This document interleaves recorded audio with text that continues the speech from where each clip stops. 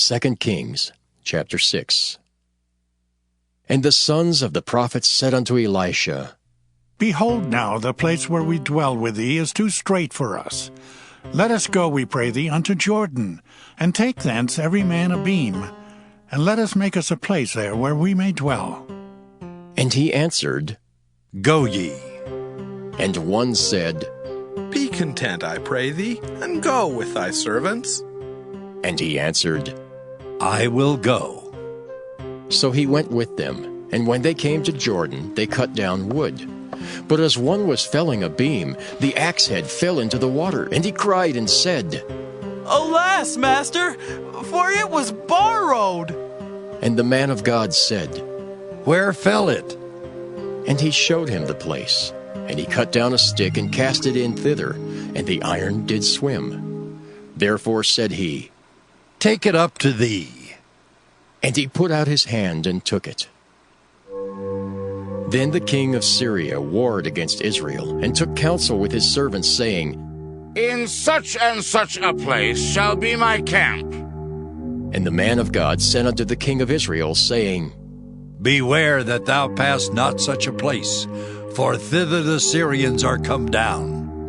And the king of Israel sent to the place which the man of God told him and warned him of, and saved himself there, not once nor twice.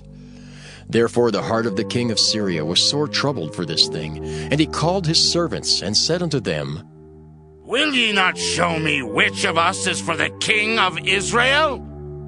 And one of his servants said, None, my lord, O king. But Elisha, the prophet that is in Israel, telleth the king of Israel the words that thou speakest in thy bedchamber. And he said, Go and spy where he is, that I may send and fetch him. And it was told him, saying, Behold, he is in Dothan. Therefore sent he thither horses and chariots, and a great host. And they came by night, and compassed the city about. And when the servant of the man of God was risen early and gone forth, behold, an host compassed the city both with horses and chariots. And his servant said unto him, Alas, my master, how shall we do? And he answered, Fear not, for they that be with us are more than they that be with them. And Elisha prayed and said, Lord, I pray thee, open his eyes that he may see. And the Lord opened the eyes of the young man, and he saw. And behold, the mountain was full of horses and chariots of fire round about Elisha. And when they came down to him, Elisha prayed unto the Lord, and said, Smite this people, I pray thee, with blindness. And he smote them with blindness, according to the word of Elisha.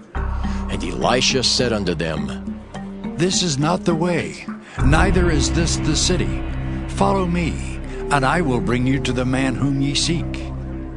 But he led them to Samaria. And it came to pass, when they were come into Samaria, that Elisha said, Lord, open the eyes of these men, that they may see. And the Lord opened their eyes, and they saw. And behold, they were in the midst of Samaria. And the king of Israel said unto Elisha, when he saw them, My father, shall I smite them? Shall I smite them? And he answered, Thou shalt not smite them. Wouldst thou smite those whom thou hast taken captive with thy sword and with thy bow? Set bread and water before them, that they may eat and drink and go to their master. And he prepared great provision for them. And when they had eaten and drunk, he sent them away, and they went to their master. So the bands of Syria came no more into the land of Israel. And it came to pass after this, that Ben-Hadad, king of Syria, gathered all his host, and went up and besieged Samaria. And there was a great famine in Samaria, and behold, they besieged it, until an ass's head was sold for 80 pieces of silver, and the 4th part of a cab of dove's dung for 5 pieces of silver. And as the king of Israel was passing by upon the wall, there cried a woman unto him, saying, Help, my lord, O king!